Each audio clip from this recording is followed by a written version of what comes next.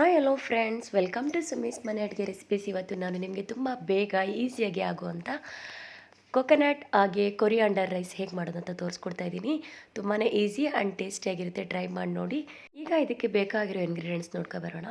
First ನಾನಿಲ್ಲಿ mixer ಗ್ರೈಂಡರ್ನ ತೊಗೊಂಡು ಅದಕ್ಕೆ ಒಂದು 4-5 ಹಸಿಮೆಣಸಿನ್ಕಾಯಿನ ಹಾಕ್ಕೊಳ್ತಾ ಇದ್ದೀನಿ. ಇದಾದಮೇಲೆ ಒಂದು ಅರ್ಧ ಹೋಳು ತೆಂಗಿನಕಾಯಿನ ನಾನಿಲ್ಲಿ ಸಣ್ಣದಾಗಿ ಹಚ್ಚಿಟ್ಕೊಂಡು ಹಾಕ್ಕೊಳ್ತಾ ಇದ್ದೀನಿ. ಟೈಮ್ ಇದ್ದರೆ ನೀವು ತುರಿದು ಹಾಕ್ಕೊಳ್ಬೋದು. ಹಾಗೆ 1 ಇಂಚಷ್ಟು ಶುಂಠಿ, ಸ್ವಲ್ಪ ಉಪ್ಪು ಮತ್ತು ಸಾಸಿವೆ ಇಷ್ಟನ್ನು ಹಾಕ್ಕೊಂಡು ರುಬ್ಕೊಂಡು ಬರೋಣ. ನೀವು ಬೇಕಾದ್ರೆ ಇದ್ರ ಜೊತೆಗೇ ಹುಣಸೆಹಣ್ಣು ಹಾಕ್ಕೊಳ್ಬೋದು. ನಾನು ಹುಣಸೆಹಣ್ಣು ಬದಲಿಗೆ ನಿಂಬೆಹಣ್ಣು ಯೂಸ್ ಮಾಡ್ತಾಯಿದ್ದೀನಿ. ಹಾಗೆ ಒಂದು ಹಿಡಿ ಕೊತ್ತಂಬರಿ ಸೊಪ್ಪು. ನೀವು ಜಾಸ್ತಿ ಬೇಕಾದ್ರೂ ಕೊತ್ತಂಬರಿ ಸೊಪ್ಪು ಹಾಕ್ಕೊಳ್ಬೋದು, ತುಂಬಾ ಟೇಸ್ಟಿಯಾಗಿರುತ್ತೆ. ಈಗ ಅದು ರುಬ್ಬಿಟ್ಕೊಂಡಾದ್ಮೇಲೆ ನೀವು ನೀರು ಹಾಕ್ತೇನೆ ಹಾಗೆ ತರ್ತರಿಯಾಗಿ ರುಬ್ಬಿಟ್ಕೊಳ್ಬೇಕು. ಈಗ ಸ್ಟವ್ ಮೇಲೆ ಒಂದು ಪಾತ್ರೆ ಅಥವಾ ಒಂದು ಕಡಾಯಿ ಬಾಣಲಿನ ಇಟ್ಕೊಂಡು ಅದಕ್ಕೆ ಒಂದು 3-4 ಸ್ಪೂನ್ ಎಣ್ಣೆ ಹಾಕ್ಕೊಳ್ಳಿ. ಮತ್ತು ಎಣ್ಣೆ ಕಾದ್ಮೇಲೆ ಸಾಸಿವೆ ಹಾಕಿ, ಸಾಸಿವೆ ಚಿಟ್ಪಟ ಆದಮೇಲೆ ಗ್ರೌಂಡ್ ನಟ್ಟು ಶೇಂಗಾ ಅಂತೀವಲ್ವ ಅದು ಒಂದು 2-3 ಸ್ಪೂನ್ ಹಾಕ್ಕೊಂಡು ಹಾಗೆ ಒಣಮೆಣ್ಸಿನ್ಕಾಯಿ ಹಾಕ್ಕೊಂಡಿದ್ದೀನಿ.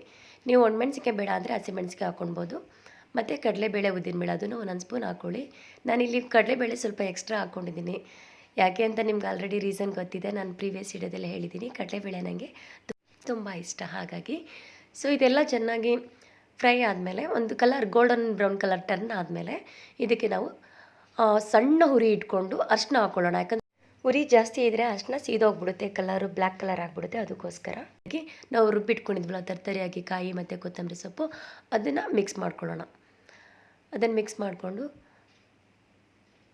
ಈಗ ಇದಕ್ಕೆ ಕೊತ್ತಂಬರಿ ಸೊಪ್ಪು, ಸಣ್ಣದಾಗಿ ಹಚ್ಚಿರೋ ಕೊತ್ತಂಬರಿ ಸೊಪ್ಪನ್ನ ಹಾಕ್ಕೊಳ್ತಾ ಇದ್ದೀನಿ. ಮತ್ತು ಫ್ರೆಂಡ್ಸ್, ನಾನಿಲ್ಲಿ ನೀರನ್ನ ಯೂಸ್ ಮಾಡ್ತಾ ಇಲ್ಲ. ನೀರು ಯೂಸ್ ಮಾಡದೇ ಇರೋದ್ರಿಂದ ಸ್ವಲ್ಪ ಎಣ್ಣೆನ ಜಾಸ್ತಿ ಹಾಕ್ಕೊಳ್ಳಿ. ಹೇಳಿದಾಗೆ ಹುಣಸೆಹಣ್ಣು ಬದಲಾಗಿ ನಿಂಬೆಹಣ್ಣು ರಸನ ಹಾಕ್ಕೊಳ್ತಾ ಇದ್ದೀನಿ. ಹುಳಿ ನೋಡಿಕೊಂಡು ನೀವು 1 ಹೋಳು ಅಥವಾ 2 ಹೋಳು ಹಾಕ್ಕೊಳ್ಬೋದು. ಇಲ್ಲ ನಿಂಬೆಹಣ್ಣು ರಸ ಇಲ್ಲ ಅಂತ ಅಂದರೆ ನೀವು ನಾನು ಮೊದಲೇ ಹೇಳಿದಾಗೆ ರುಬ್ಬುವಾಗಲೇ ಒಂದು ಅರ್ಧ ಹೋಳು ಅಥವಾ ಒಂದು ಅರ್ಧ ನಿಂಬೆಹಣ್ಣಿನ ಗಾತ್ರದಷ್ಟು ಹುಣಸೆಹಣ್ಣು ಹಾಕ್ಕೊಂಡು ಕಾಯಿ ಮತ್ತು ಕೊತ್ತಂಬರಿ ಜೊತೆ ರುಬ್ಬಿ ಹಾಕ್ಕೊಳ್ಬೋದು. ಸೊ ಇಷ್ಟೇ ಫ್ರೆಂಡ್ಸ್, ರೆಡಿಯಾಗಿದೆ ಕಾಯಿ ಕೊತ್ತಂಬರಿ ಸೊಪ್ಪಿನ ಚಿತ್ರಾನ್ನ. ಈಗ ಇದನ್ನು ಸ್ವಲ್ಪ ಎತ್ತಿಟ್ಕೊಂಡು ಎಷ್ಟು ಬೇಕಷ್ಟು ಅನ್ನ ಹಾಕ್ಕೊಂಡು ಕಲಿಸ್ಕೊಳ್ಳಿ. ತುಂಬಾ ಈಸಿ, ತುಂಬ ಬೇಗ ಆಗುತ್ತೆ, ಟೇಸ್ಟಿಯಾಗೂ ಕೂಡ ಇರುತ್ತೆ. ಸೊ ಹಾಗೆ ಯಾರೆಲ್ಲ ಹೊಸದಾಗಿ ನನ್ನ ಒಂದು ಚಾನಲ್ನ ನೋಡ್ತಾ ಇದ್ದರೆ ದಯವಿಟ್ಟು ಸಬ್ಸ್ಕ್ರೈಬ್ ಮಾಡ್ಕೊಳ್ಳಿ, ಲೈಕ್ ಮಾಡಿ, ಶೇರ್ ಮಾಡಿ, ಕಮೆಂಟ್ ಮಾಡಿ. ತಪ್ಪದೆ ಬೆಲ್ ಐಕನ್ ಪ್ರೆಸ್ ಮಾಡೋದನ್ನ ಮರಿಬೇಡಿ. ಹಾಗೆ ನಿಮ್ಮ ಫ್ರೆಂಡ್ಸ್ಗೂ ಫ್ಯಾಮಿಲಿಗೂ ಶೇರ್ ಮಾಡಿ. Thank you, keep supporting me.